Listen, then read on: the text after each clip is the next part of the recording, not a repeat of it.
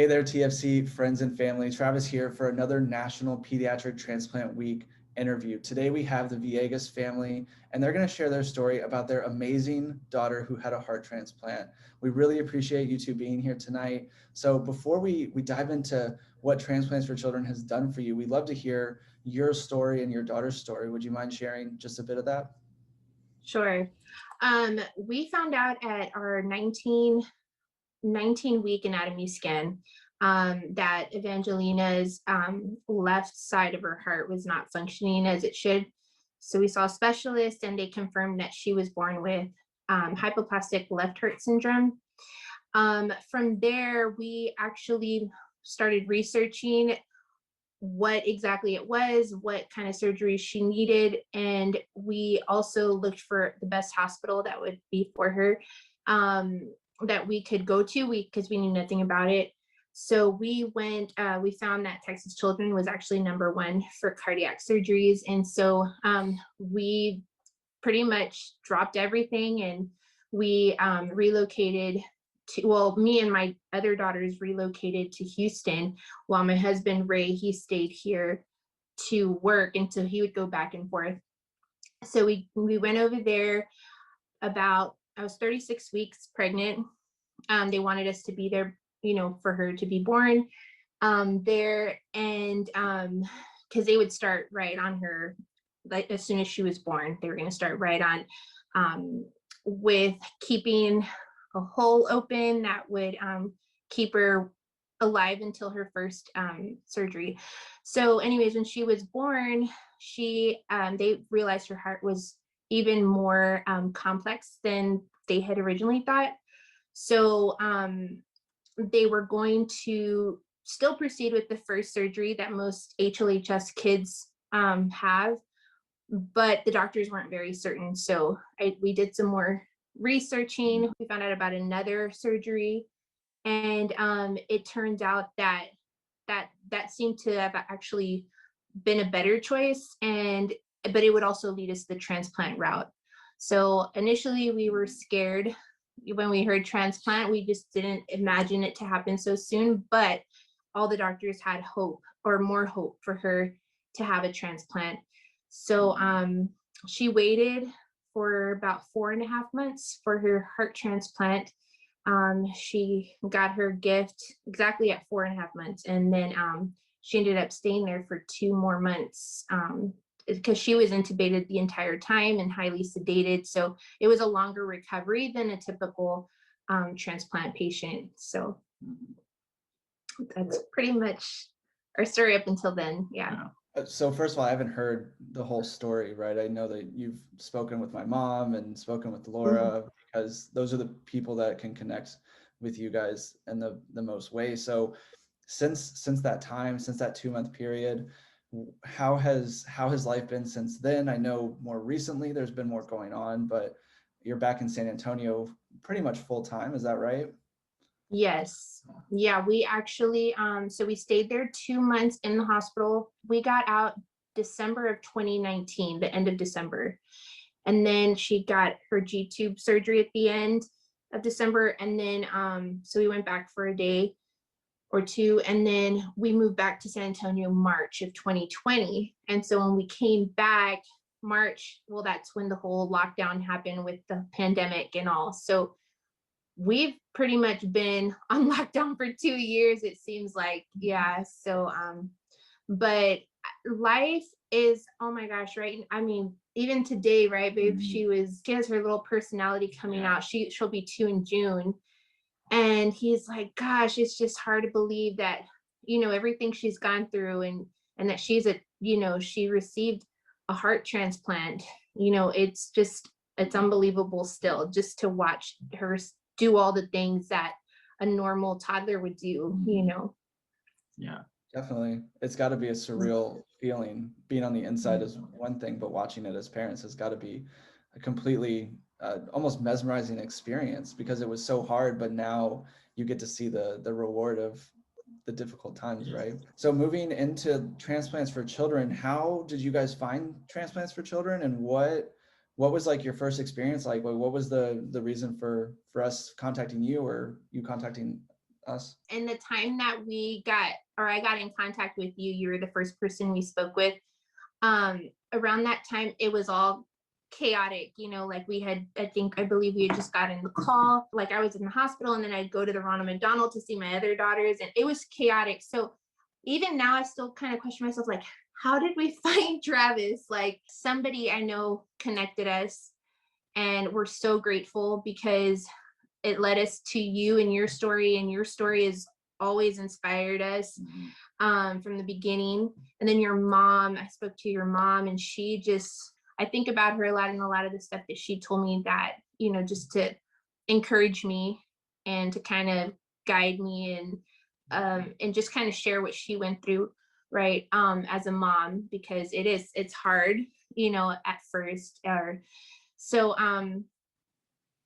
going forward, when we came back, Laura was a huge help for us. I mean, emotionally, like everything. She just kind of, I feel like she took me under her wing and has just kind of guided me too. And then Ricky's story also inspired us. And so I know because of the pandemic, we haven't been able to get together as a community, but in the times that we've gotten together on Zoom, it's really helped me. I know I've cried most of the time because I'm listening to stories, or I get emotional. And then also to just know that there's other people out there that are, experiencing something similar.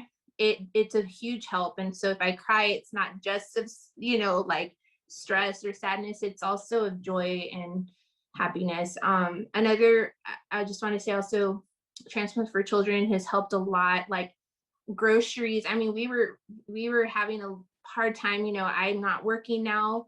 My husband's hours got cut.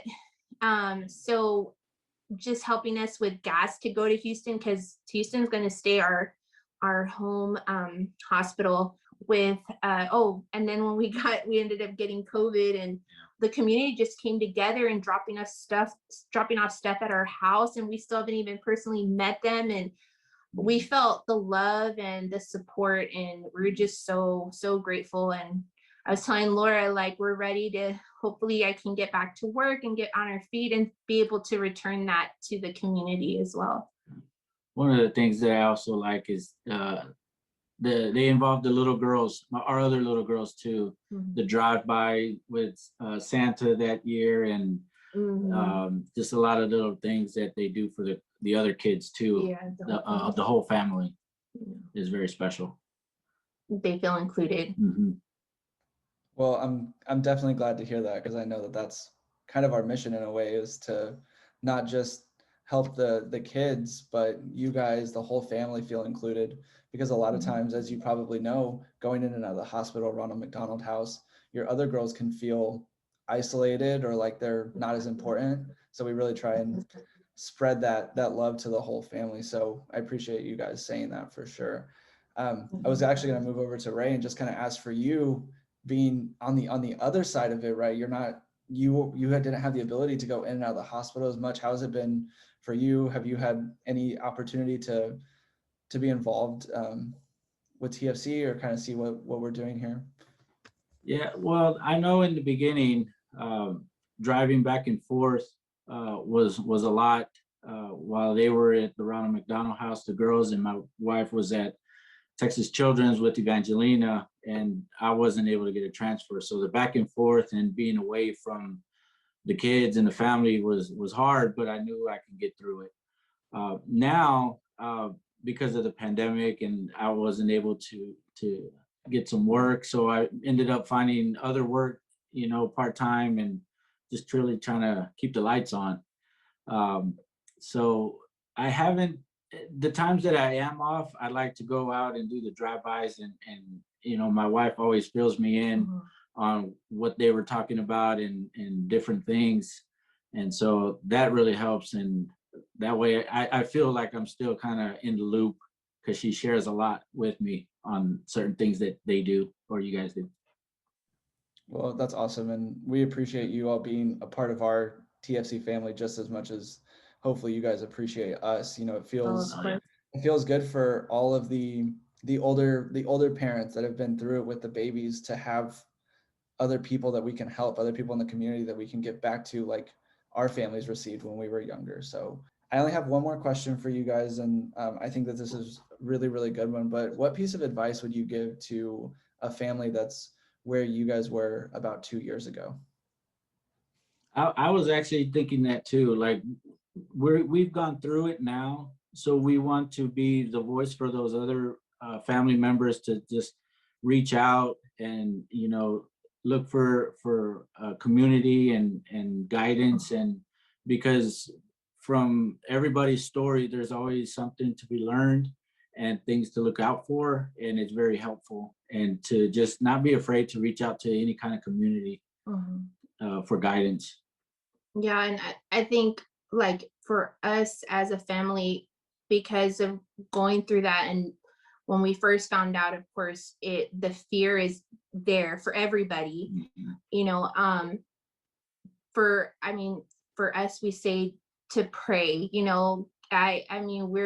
we believe in Jesus. We know that he does miracles, and when we started this journey, we said we're going to tell our story, and we're gonna, no matter what happens, it's going to be for the glory of God. And so we had no idea what this journey was going to lead to. And we still don't, but we appreciate every moment. And just my biggest advice is don't look so far ahead. Just focus on what's going on at the moment and enjoy it, take it in. And like he said, just reach out to people in the community. I reached out on Facebook.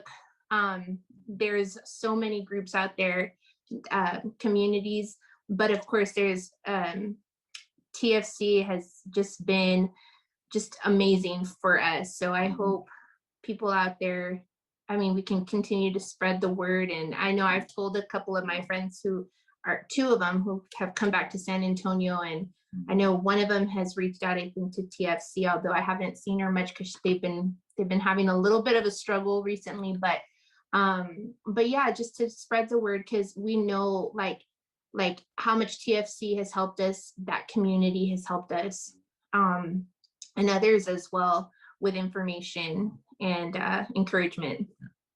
And we'll always be there to help them too. Yes. Course. That's amazing. I think that's a perfect way to end this. Thank you to both of you for being a part of National Pediatric Transplant Week. Your story is going to help a lot of people and encourage a lot of people. So for those of you that are watching, make sure you go to tosa1.org to register so that you can be someone's hero. You'll have a great night, and hopefully we'll see you soon. Thanks. Bye. Bye. Thank you. Bye.